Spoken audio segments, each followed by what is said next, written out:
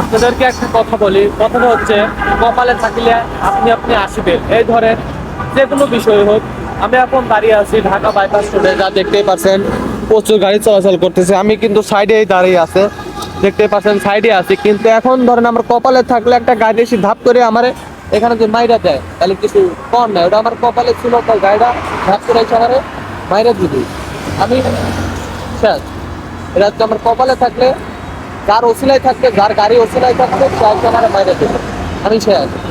মানে কপালে থাকলে আসবে, আমি তো সাইডে আছি, আমার কোনো দোষ নেই। এনাকে আমার হাত শেষ, এই ওসিলায় আমি যাবো না।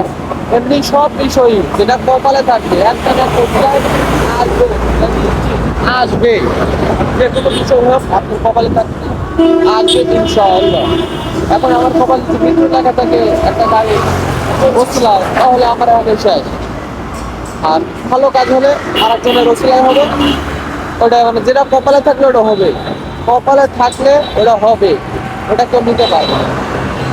এই কথা বলার জন্য আপনাদের সাথে একটা ইয়া করলাম যে রাস্তাঘাটে অনেক ভিডিও দেখে থাকেন আপনারা, যে রাস্তাঘাটে সাইড দিয়ে হাঁটাচলা করে, পিছন থেকে গাড়ি আসি মাইরে দিয়ে চলে যায়, ওটা তার কপালে থাকে, এটাই বাস্তব।